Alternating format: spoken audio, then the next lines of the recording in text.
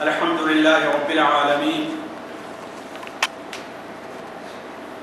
الرحمن الرحيم مالك يوم الدين ونشهد أن لا إله إلا الله ونشهد أن سيدنا ومولانا محمدا عبده ورسوله أرسله إلى الناس كافة بشيرا ونذيرا أما بعد فإن خير الحديث كتاب الله وخير الهدي هدي محمد صلى الله عليه وسلم وشر الأمور محدثاتها وكل محدثة بدعة وكل بدعة ضلالة وكل ضلالة في النار. أعوذ بالله السميع العليم من الشيطان الرجيم. بسم الله الرحمن الرحيم. من المؤمنين رجال صدقوا ما عاهدوا الله عليه فمنهم من قضى نحبه ومنهم من ينتظر وما بدلوا تبديلا. سبحانك لا علم لنا إلا ما علمتنا إنك أنت العليم الحكيم. رب اشرح لي صدري ويسر لي أمري واحلل عقدة من لساني يفقه قولي واحلل عقدة من لساني يفقه قولي. عزیز ساتھیوں، گرامی قدر علماء کرام اور دین حق کے داعیوں، مجھے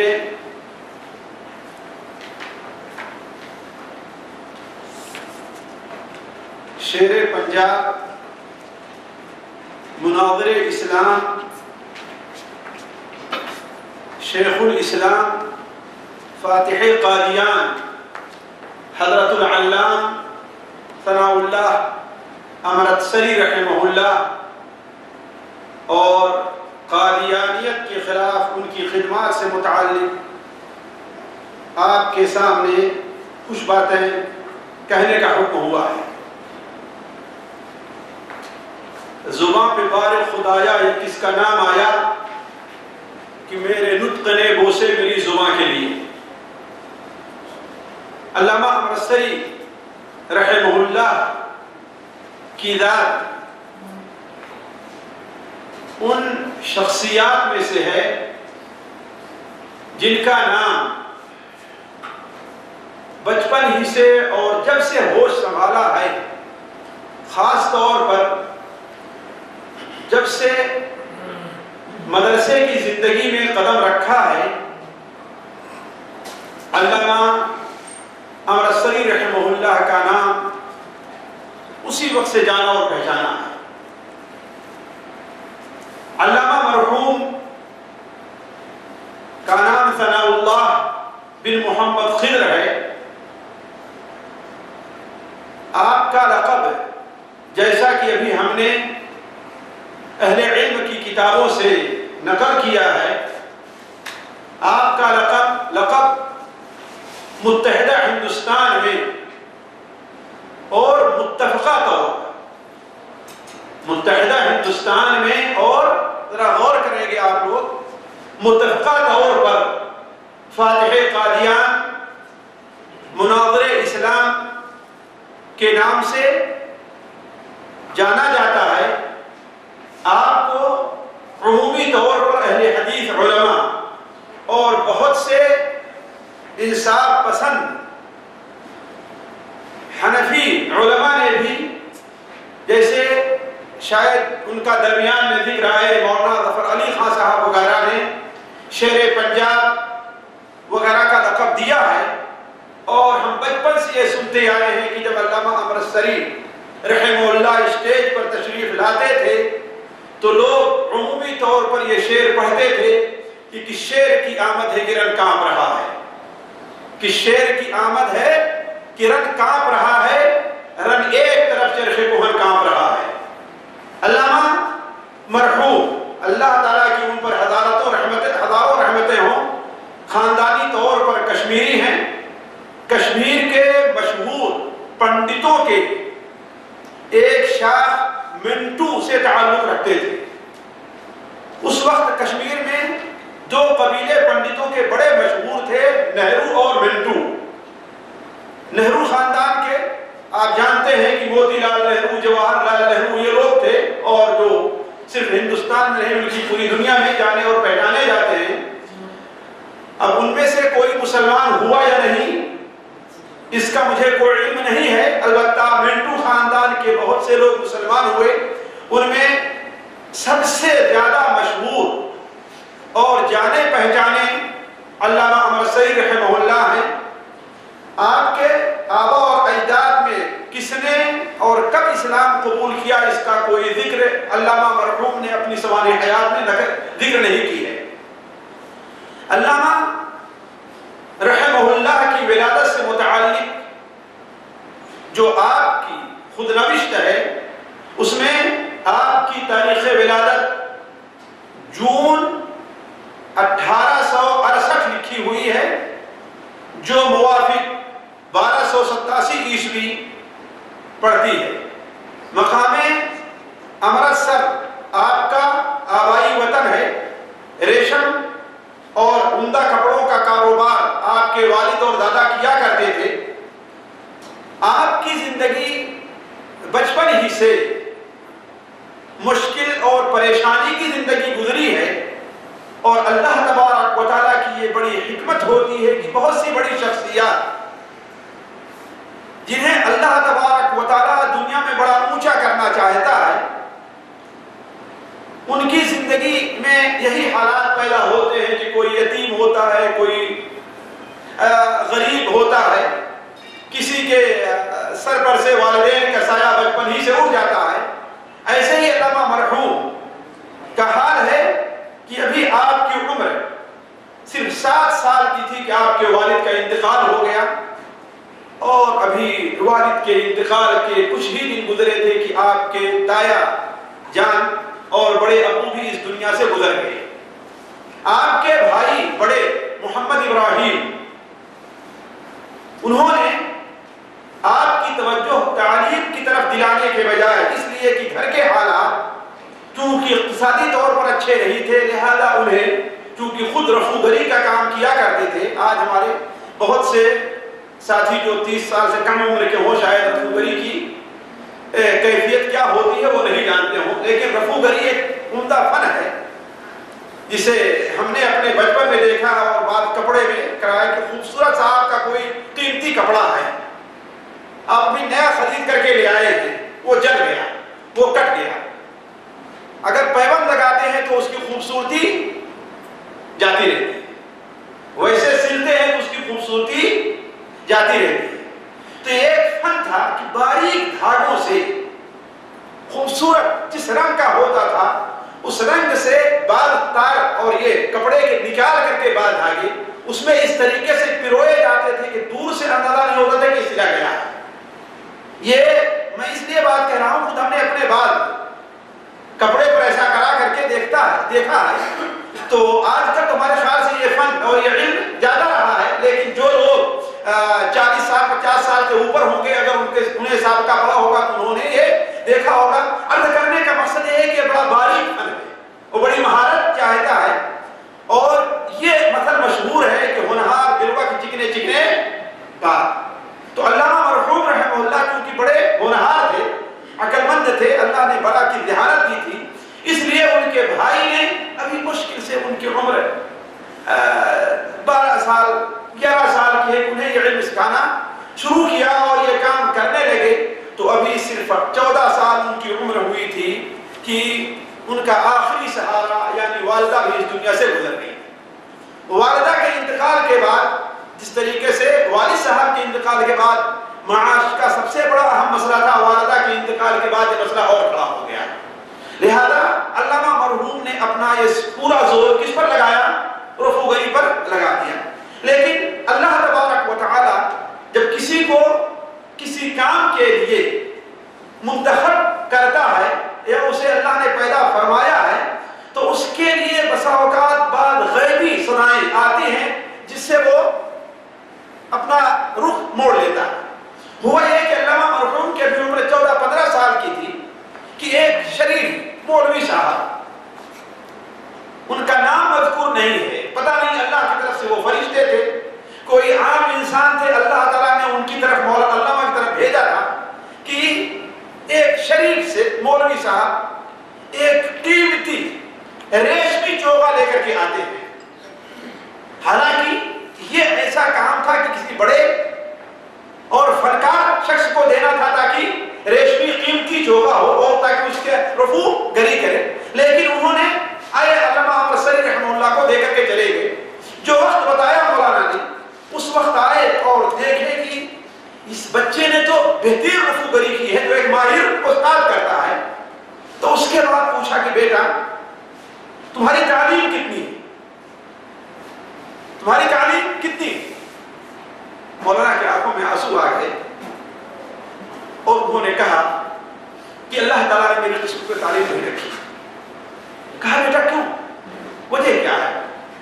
کہا کہ لے دے کر کے میں ہی اپنے گھر کا سہارا ہوں، لیکن انہیں تسلی دی اور ہمت بڑھائی کہ بیٹا اسی میں سے کچھ وقت نکال کر کے تم تعلیم حاصل کر سکتے ہو.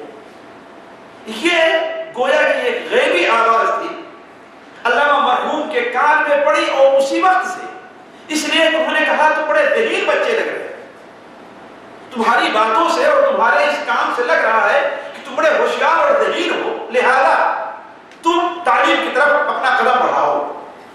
اس وقت کشمیر میں نہیں بلکہ امرتسر میں ایک مشہور عالم دین تھے. وہ امرتسر کے رئیسوں میں مانے جاتے تھے. وہ قرآن مجید کا درس دیتے تھے.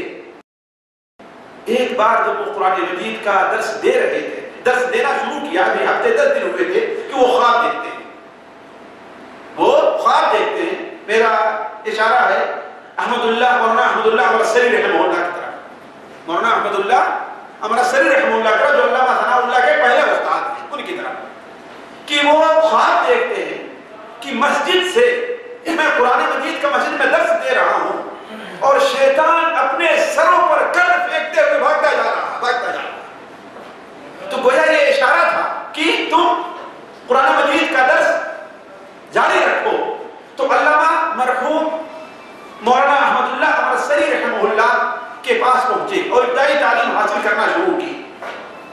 اور مشکل سے ساتھیوں 3 سال یا 4 سال گزرے ہوں گے کہ مولانا نے 1300 میں تقریباً ان کی پیدائش کتنے کی ہے ذرا غور کریں آپ لوگ، کتنے 1287 ہم نے بتایا ہے، سن 1300 میں ان کی عمر کتنی ہوگی؟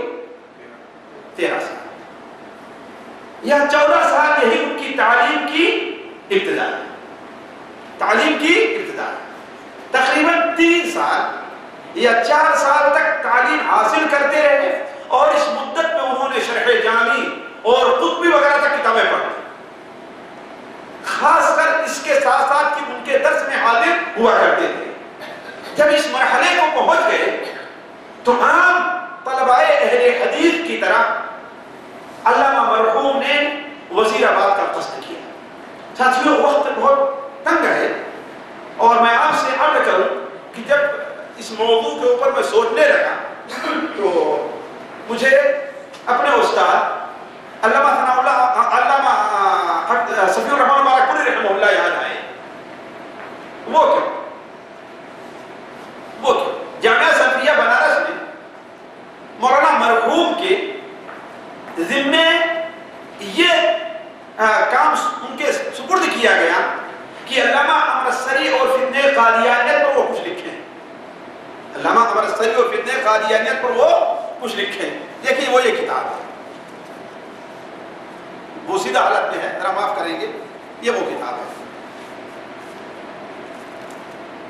فتنہ قادیانیت اور مولانا ثناء اللہ امرتسری. اس کتاب کے لکھنے کا مجھ سے مطالبہ ہوا تو جب وہ کتاب لکھنے بیٹھے تو ایک بجائے 2 کتاب لکھے، ایک کے بجائے وہ 2 کتاب لکھے. ایک قادیانیت سے متعلق، کیوں؟ اس لیے کہ علامہ امرتسری نے اس بارے میں کیا کام کیا ہے، ضرورت ہے کہ اس کو پہچانا جاتا ہے. تب اس کے بعد علامہ امرتسری نے کیا کام کیا وہ چیز لوگوں کو سمجھ میں زیادہ آئے گی. تو وہی ہم نے سوچا کاش کہ میرے پاس وقت ہوتا کہ اس موضوع کو ایک درس کے بجائے میں جس طریقے سے ہمارے استاد محترم نے ایک کتاب کا اس سلسلے میں کئی کتابیں لکھی، 2 کتابیں، اور میں آپ لوگوں سے گزارش کروں گا کہ ہر طالب علم داعی ان دونوں کتابوں کو پڑھے، بڑی دلچسپ ہیں۔ قادیانیت اپنے آئینے، پہلی کتاب ہے قادیانیت اپنے آئینے میں، اور دوسری کتاب یہ ہے مولانا ثناء اللہ امرتسری فتنہ قادیانیت اور مولانا ثناء اللہ امرتسری۔ تو وقت تنگ ہے، ورنہ میں اس سلسلے میں جو بات کہنے جا رہا تھا وہ یہ ہے کہ مولانا امرتسری رحمہ اللہ جب مولانا احمد اللہ امرتسری کے درس سے فارغ ہوئے، اور قطبی جو منطق کی بڑی اونچی کتاب ہے اور نحو کی کتاب ملا جامی وغیرہ پڑھ چکے، تو حدیث پڑھنے کا شوق ہوا۔ اس وقت پورے پنجاب میں ایک بہت بڑے محدث کا چرچا تھا۔ ساتھیوں، یہ بڑا المیہ ہے کہ اب ہماری اپنی مجلسوں سے ہمارے ان سلف کے تذکرے اٹھتے جا رہے ہیں، وہ سلف جو حقیقت میں علم نبوی کے وارث تھے۔ میری مراد استاد پنجاب حافظ عبد المنان صاحب وزیر آبادی رحمہ اللہ سے ہے۔ انہیں استاد پنجاب کہا جاتا ہے اس لیے کہ پنجاب ان کے بعد جتنے علماء ہیں انہوں نے سب سے انہی سے لوگوں نے حدیث، حالانکہ وہ نابینا تھے، اور ان کے اور شیخ الکل میاں نذیر حسین محدث دہلوی رحمہ اللہ کے شاگرد تھے۔ اب یہ وقت نہیں ہے کہ میں ان کی آپ کی شیخ الکل کی شاگردی اختیار کرنے کا جو ایک عجیب و غریب واقعہ ہے اور ان کی خدمت میں حاضر ہونے کا جو واقعہ ہے میں آپ کے سامنے رکھوں، لیکن خلاصہ یہ کہ وہ نابینا تھے۔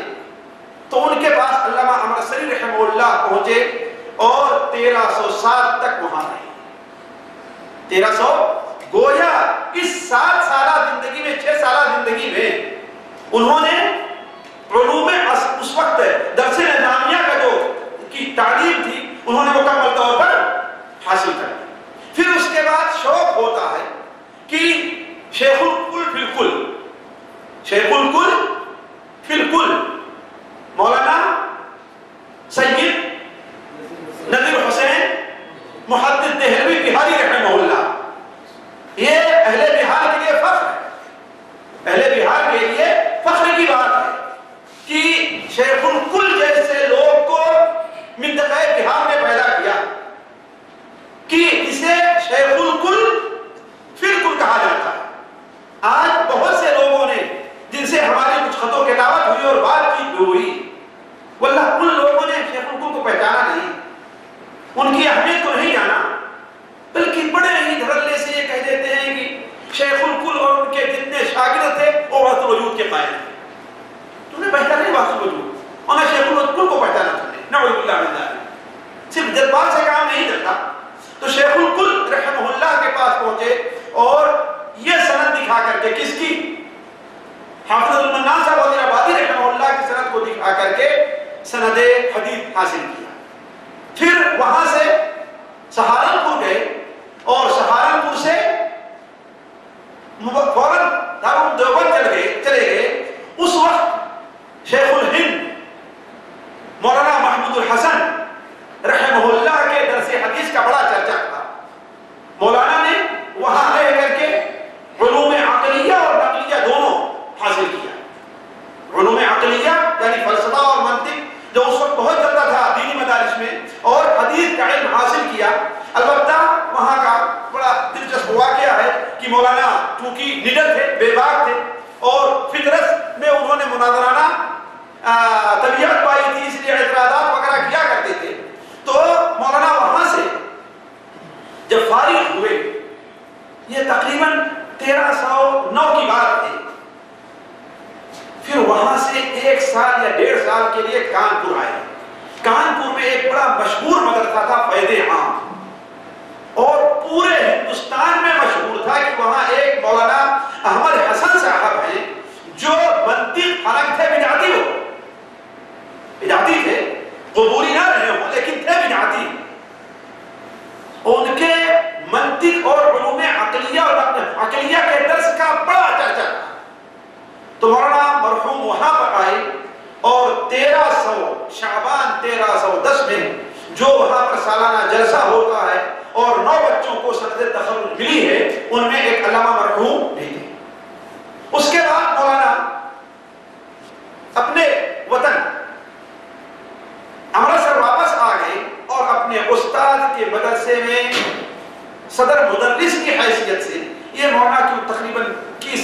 سال یا 22 سال عمر کا معاملہ رہا ہوگا، مدرس کی حیثیت سے وہاں پر دین کا کام یا تدریس کا کام کرنے لگے۔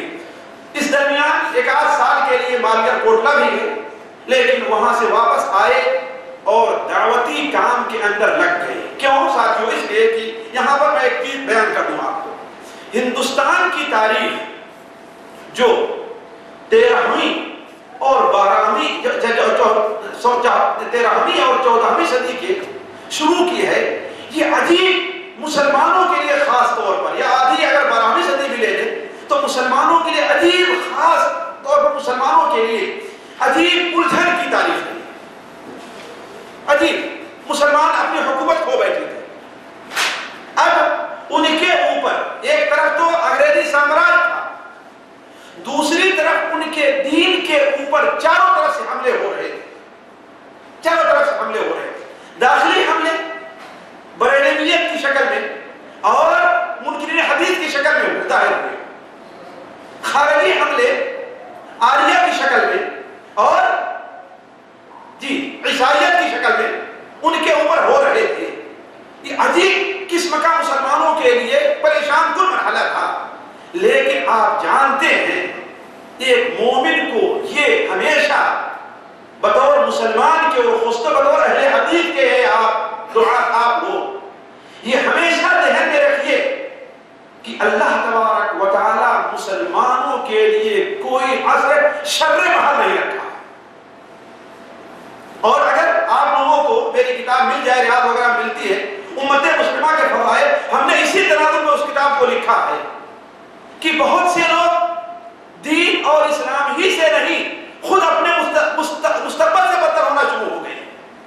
حالانکہ یہ بات نہیں، آج مسلمانوں کی حالت حال دیکھ کر کے کہ یہاں مارے جا رہے ہیں، یہاں کٹ رہے ہیں، میں موضوع سے دوسری طرف جا رہا ہوں، صرف مجھے یہ کہنا ہے کہ کوئی بھی عصر ہو، اس کے اندر ایک مسلمان کو بحیثیت مسلمان کی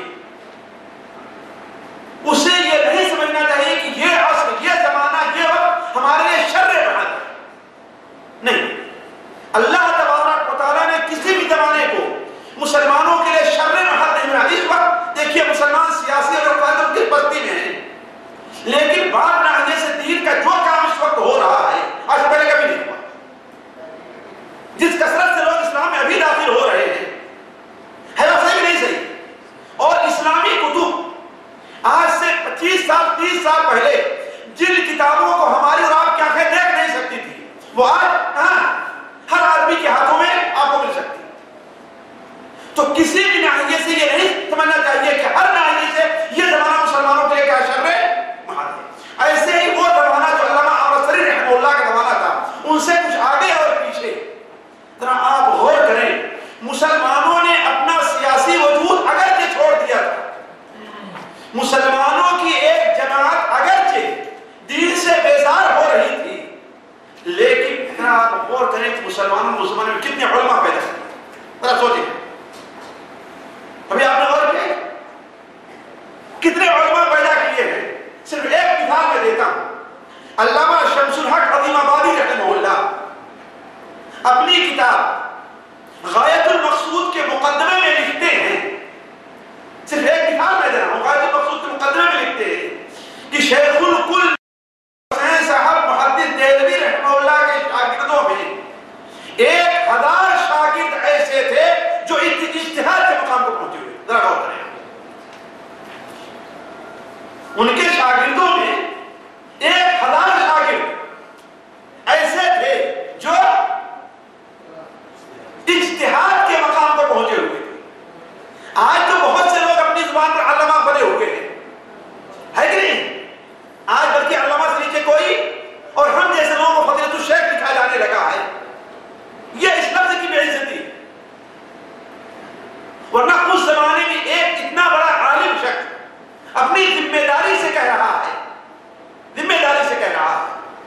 کہ ان کے شاگردوں میں 1000 ایسے لوگ تھے جو اجتہاد کے مقام کو پہنچے ہوئے۔ ذرا سوچیں آپ، تو یہ شر محل تھا مسلمانوں کے لیے۔ تو کوئی بھی زمانہ مسلمان کے لیے شر محل نہیں ہوتا۔ آپ سمجھیں گے اس وقت عرب میں بعض مثل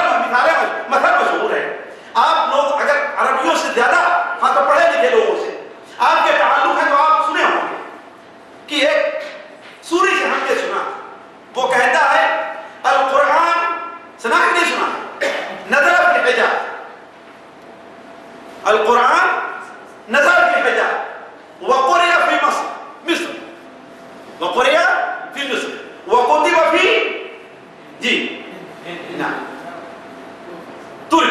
ترکیہ جیسے خطاط آپ کو نہیں ملیں گے، جیسے مصری جیسے قراء آپ کو نہیں ملیں گے. القرآن نزل في الحجاز وقرئ في مصر وكتب في ترکیہ وفهم في الهند. فهم في الهند. یہ ہماری بات نہیں. اس کا مطلب یہ ہے کہ لوگوں کے نزدیک ہندوستانی علماء کے لیے ایک دھاک بیٹھی ہوئی. اور یہ کون سے علماء تھے؟ یہ کون سے علماء تھے؟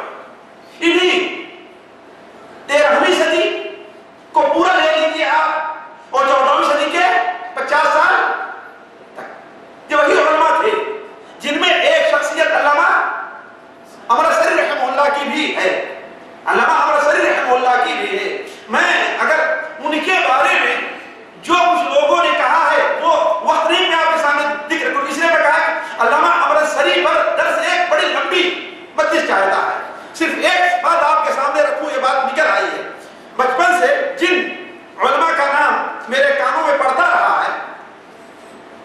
تقریر کے لحاظ سے اس میں ایک عالم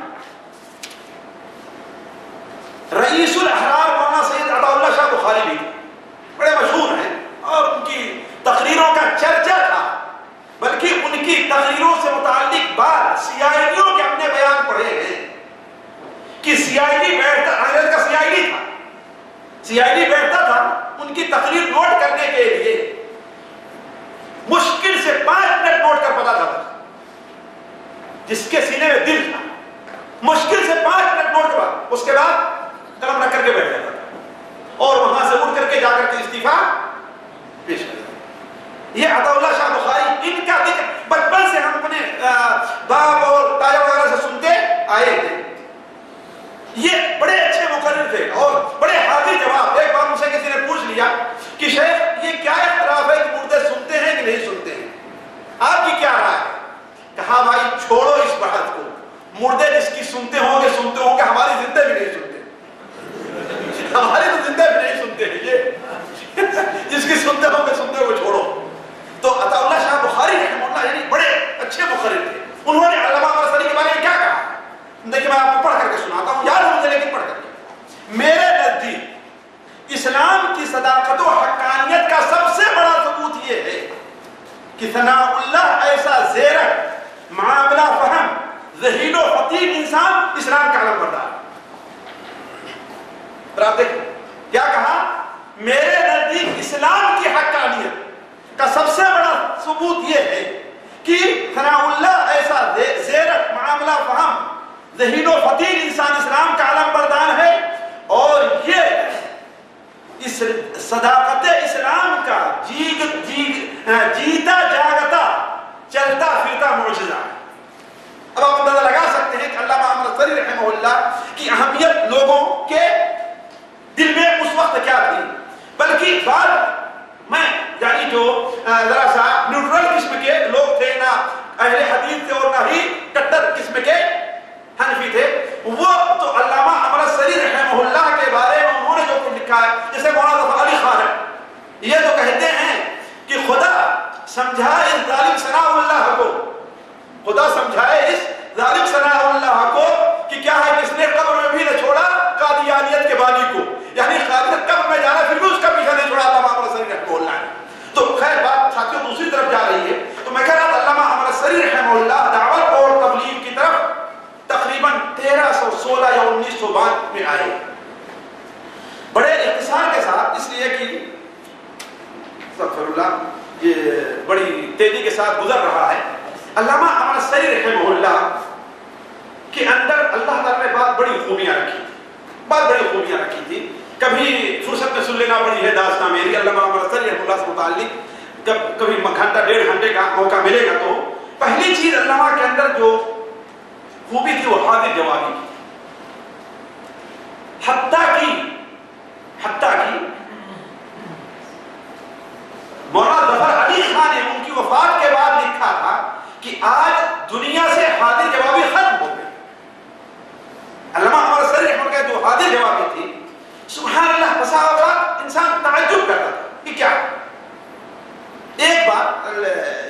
میں کتاب نہیں رکھا اس لیے کہ نہیں، اسحاق بھٹی صاحب نے بزم ارجمندہ ایک کتاب لکھی ہے اور ہر اہل حدیث کو لے کر پڑھ لینا چاہیے. اس میں ہر اہل حدیث کو لے کر کے پڑھنا چاہیے اور مارکیٹ میں ملتی ہے، شاید آپ لوگوں نے اسے لیا بھی ہو. ویسے ہمارے دعات جو ہے بڑے بخیل ہوتے ہیں کتاب خریدنے میں، مفت میں مل جائے تو لے لیتے ہیں اور جس کی لے لیتے ہیں پھر دیتے واپس نہیں کرتے ہیں، ہے کہ نہیں ہے؟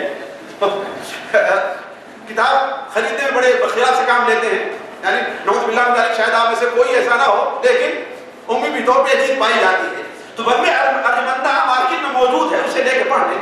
ایک جگہ لکھتے ہیں کہ ایک امرتسر میں حدیث اور عید کی نماز پڑھانے کے لیے ایک مولانا تھے، انہیں خلیفہ کہا جاتا تھا. وہ پنجابی میں خطبے تھے اور جگہ جگہ کہا کرتے تھے وہ عورتوں میری بات سنو. تو ایک بار خطبہ دے کر کے عید کا نکل رہے تھے کہ بچوں نے اور نوجوانوں نے انہیں ذرا چھیڑا، کہا کہ مولانا صرف آپ عورتوں کیوں کہتے ہیں؟ سب لوگ ماؤں اور بہنوں کہتے ہیں، یہی کہا جاتا ہے نا، میری ماؤں اور بہنوں، آپ عورتوں کیوں کہتے ہیں؟ کہتے ہیں ٹھیک ہے بھائی، اب آئندہ سے کیا کہوں گا؟ ماں اور بہنوں کہوں گا. ادھر سے مولانا عمر سری عید کی نماز پڑھ کر کے آ رہے تھے، عید کی نماز پڑھ کر کے آ رہے تھے، ادھر سے گزرے، کہ کیا معاملہ ہے؟ تو کہا بچی یہ کہہ رہے ہیں. کہا بیوقوفو، تم لوگ خلیفہ صاحب کو گنہگار کرنا چاہتے ہو، کفارہ کون دے گا؟ اس لیے کہ عورتوں میں ان کی بیوی بھی ہوگی، اگر اسے ماں بہن کہہ دیا تو کفارہ کون دینے والا؟ اس لیے کہ بات فقہی آ رہا ہے نا کہ کوئی اپنے بیوی کو ماں کہہ دے یا بہن کہہ دے تو چاہے انت علی کا ظہر امی کہے یا نہ کہے وہ زہار ہو جاتا ہے. مولانا نے کہا کہ تم لوگ بیوقوف ہو، مولانا کو گنہگار کرنا چاہتے ہو، آخر کفارہ کون دے گا؟ تو حل کہنے کا مطلب یہ ہے کہ مولانا عمر سری رحمہ اللہ، میں مورد بھنجر میں جب گیا فیض عام میں تو وہاں ایک قصہ سنتا تھا اور اس قصے کا ذکر، اس واقعے کا ذکر سیرت ثنائی کے مؤلف نے بھی کیا ہے. مولانا کہتے ہیں حوالہ دیا کرو، سیرت ثنائی کے مؤلف عبد المجید سہادری خادم رحمہ اللہ نے بھی اس کا لکھا ہے کہ مورد بھنجر کانفرنس.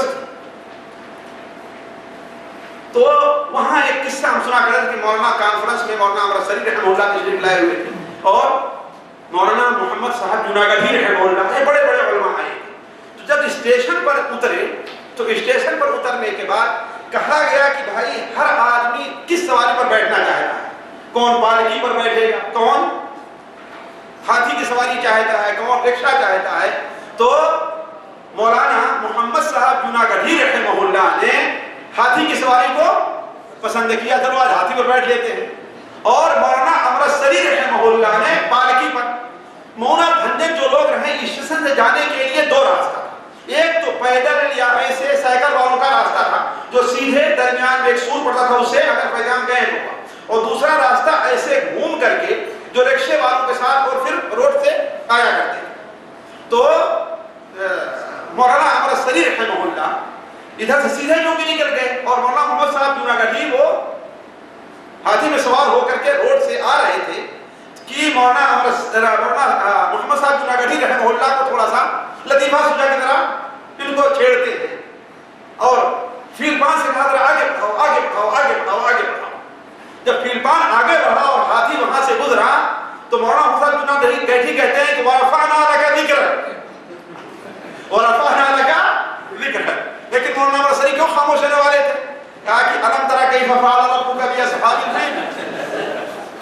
یہ لطیفہ جب فیض عام میں گیا تو وہاں سے کیونکہ مورد بھنجر کا تھا وہاں میں سنا کرتا تو عرض کرنے کا مقصد کہ یہی نہیں اور یہ مناظرے کی بہت بڑی خوبی علامہ عمر سری رحمہ اللہ، مناظرے کے اندر یہی چیز ہے کہ اب وہ وقت نہیں کہ میں مناظروں کا تذکرہ کر دیتا ہوں، اس لیے کہ اس کے بعد دوسری خوبی مولانا کے اندر یہ تھی کہ مخالف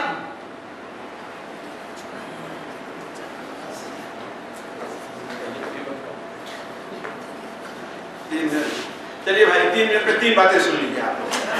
مخالف کے مسلک کے بارے میں مولانا مرحوم کو بڑی اچھی معلومات، حتیٰ کہ سیرت ثنائی کے اندر لکھا ہوا ہے کہ ایک بار مولانا سہارنپور یا مظفر نگر کسی مناظرے میں گئے ہوئے تھے.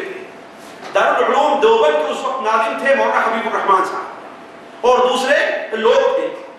تو اس مجلس میں مولانا حبیب الرحمان صاحب محتم دارالعلوم دیوبند نے کہا کہ آپ کو جو معرفت قادیانیوں کے بارے میں الگ ہے اور عیسائیوں کے بارے میں الگ ہے، آریوں کے بارے میں الگ ہے، اگر ہم لوگ بیٹھ کر کے 30 سال بھی اس کو جمع کرنا چاہیں تو آپ کے مقام کو ہم نہیں پہنچ سکتے۔ اور یہ مناظر کی ادائی کی بڑی خوبی ہے ساتھیوں، اسی لیے ہم نے کہا کہ کیا کرنا چاہیے کہ ہمیں دعات کو مخالفین کی کتابوں کا، ان کی کتابوں کا مطالعہ کریں، صرف ان سے جو بات نقل ہے۔ تیسری خوبی یہ تھی کہ مولانا مرحوم کبھی بھی کسی جگہ کسی سے مرعوب نہیں۔ جانتے ہیں آدمی امام نماز پڑھا رہا ہے، اگر ڈر گیا تو اسے قرآن چاہے جتنا یاد و غلطی ہوتی جائے ہے وہ صحیح نہیں صحیح، لیکن اگر نہیں ڈرا تو چہک چہک کر کے پڑھتا چلا جائے گا۔ تو مولانا مرحوم کی یہ خوبی تھی، قادیان تک پہنچے مناظرہ کرنے کے، قادیان جو مرکز ہے ان کا، لیکن مولانا مرحوم پر کبھی مرعوبیت طاری نہیں ہوئی۔ اس کے بعد صرف نکات کے طور پر میں آپ کے سامنے ایک بات یہ نقل کر دوں کہ مولانا مرحوم جو مناظرے میں ہر جگہ، اس لیے کہ اب مرزائیت پر مولانا مرحوم نے کیا کام کیا ہے نہ تو اس کا وقت ہے اور نہ میں آپ کے سامنے رکھ سکتا ہوں کہ مرزائیت سے متعلق مولانا مناظرے کے اندر مولانا مرحوم کی جو ہر جگہ کامیابی تھی، اپنی زندگی میں کم سے کم 1000 سے زائد مناظرہ کیا، یہ تو لکھا ہے وہ 1000 سے زائد صرف، اور سب سے زیادہ مناظرے قادیانیوں سے ہوئے، سب سے زیادہ مناظرے، اور اس کا فائدہ یہ ہوتا تھا، میں کچھ فوٹو کر کے لایا تھا کہ مولانا قادیانیوں سے یہ اللہ کی رحمت تھی مولانا کا وجود وہاں پر۔ اسی لیے آپ جانیں سنیں گے شروع میں قادیانیوں کی تعداد مرزا غلام احمد قادیانی کے زمانے میں 4 لاکھ بتائی جاتی ہے۔ کتنا؟ 4 لاکھ۔ لیکن مولانا مرحوم دن بھر دوڑ کر کے مناظرے کیے، اہل حدیث پرچہ نکالا، مرتبہ قادیانی ماہانہ پرچہ نکالا، جلسوں اور کانفرنسوں میں گئے، میٹنگیں کی اور انجمنیں ہر جگہ قائم کی، اور تعجب ہے کہ یہ شخص بنگال کی کھاڑی سے لے کر کے ہمالیہ کی چوٹی اور اس طرف جو ہے مدراس تک مناظرہ کرنے کا ذکر ہے۔ آپ کو دریائے ستلج اور پاکستان کے بالکل آخری بارڈر جہاں تک لوگ اردو سمجھتے تھے، مولانا مناظرے کے اندر کانفرنسوں میں ہر جگہ حاضر ہوتے تھے۔ واللہ میرا ذہن یہ قبول نہیں کرتا ہے، اس کے باوجود مولانا مرحوم جو پرچہ اہل حدیث ہفتہ واری نکالا کرتے تھے، وہ کبھی لیٹ نہیں ہوا ہے، اور اس کے اندر کس قدر معلومات کی چیزیں رہا کرتی تھی۔ میں صرف ایک پیراگراف آپ کو سنا کر کے باقی اس کو چھوڑ دیتا ہوں، میں آگے بڑھتا ہوں، اور یہ ہے کس کا؟ مولانا ظفر علی خان کا لکھا ہوا کسی یعنی اہل حدیث کا نہیں لکھا ہے۔ وہ کیا لکھتے ہیں مولانا ظفر علی خان؟ اہل حدیث کا یہ ہماری اہل حدیثوں کی کمزوری ہے کہ آج جریدہ اہل حدیث کی فائلیں ہمیں اور آپ کو دستیاب نہیں، حالانکہ اس کی کتنی قیمتی معلومات ہوا کرتی تھی، اس پر ذرا غور کریں کہ یہ شخص کیا لکھتا ہے۔ بلکہ ہم نے یہاں پر نوٹ کیا ہے، بعض جگہ سے خطوط آتے تھے کہ یہاں پر قادیانیت کو زور ہونے لگا تو لوگوں نے جریدہ پرچہ اہل حدیث منگانا شروع کر دیا، ہفتے واری تھا، جس کی وجہ سے لوگ پڑھ کر کے مناظرہ کرنے لگے، اور بہت سے لوگ جو قادیانی ہو گئے تھے پھر دوبارہ اہل حدیث بن گئے۔ اتنی خوبی تھی اس پرچے کی، اور ہفتے میں بھی چلا کرتا تھا۔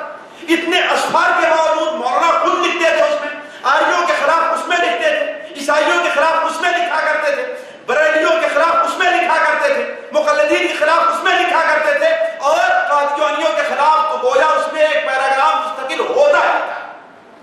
مولانا ظفر علی خان اس بارے میں کیا لکھتے ہیں؟ کسی دوسری جگہ فاضل معاصر اہل حدیث کا ایک دلآویز اقتباس قادیانی مشن کے عنوان سے درج ہے، جس میں مولانا ثناء اللہ احمد سری، جس سے بڑھ کر قادیان کا گھر کا بھیدی اور کون ہوگا، قادیان کے گھر کا بھیدی اور کون ہوگا، لنکا ڈھانکتے ہوئے اپنی چابک دستی کا تازہ ترین کمال دکھایا ہے۔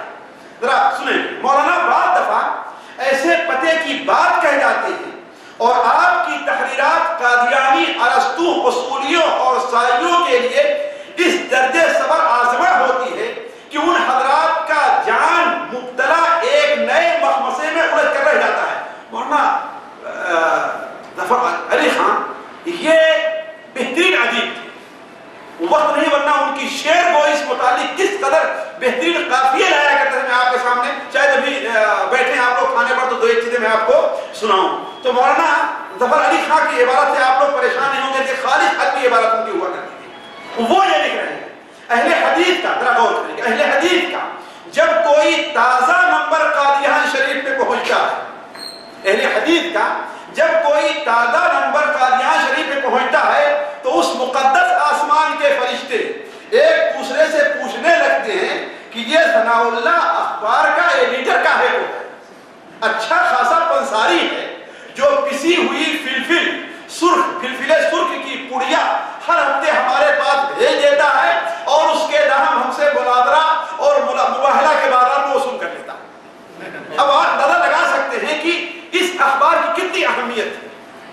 اور ہر ہفتے صرف لیٹ کب ہوا ہے جب اس اخبار پر انگریزوں نے 2 بار پابندی لگا دی ہے، اور اس پر بھی جب دوسرے مہینے نکلا ہے تو ڈبل نکلا ہے، نہیں نکلا ڈبل نکلا. تو تعجب ہوتا ہے کہ اس شخص کے عمر میں، اس شخص کے وقت میں اللہ تعالیٰ کہاں سے برکت دی تھی. اس شخص نے قادیانیوں سے جو مناظرہ ریکارڈ میں ہے یعنی لکھت میں ہے، وہ 100 سے زائد مناظرے کیے صرف، ورنہ پورے مناظروں کا ذکر جس میں زیادہ قادیانیوں سے ہے شاید 400-500 ہو قادیانیوں سے. اور اللہ تبارک و تعالیٰ نے یہ دیا تھا کہ اس شخص کو کبھی بھی مناظرے کے اندر شکست نہیں ہوئی. تبھی تو عطا اللہ شاہ بخاری کیا کہا کرتے تھے کہ اسلام کی صداقت کی میرے نزدیک سب سے بڑی دلیل کیا ہے کہ اس کا داعی ثناء اللہ امرتسری ہے. یا زندہ صحبت باقی پھر کبھی کسی مجلس میں سن لیجیے گا. اللہ تبارک و تعالیٰ سے دعا ہے کہ اللہ تعالیٰ ہمیں علامہ مرحوم کے لگائے ہوئے اس پودے کو جو انہوں نے توحید کا پودا اور اس کی سیریابی کی ہے اور قادیانیوں اور ان کے خلاف جو مواد رکھا ہے، اللہ تعالیٰ ہمیں اور آپ کو اس سے استفادہ کی توفیق عطا فرمائے. سبحانک اللہم و بحمدک اشہد ان لا الہ الا انت استغفرک و اتوب الیک.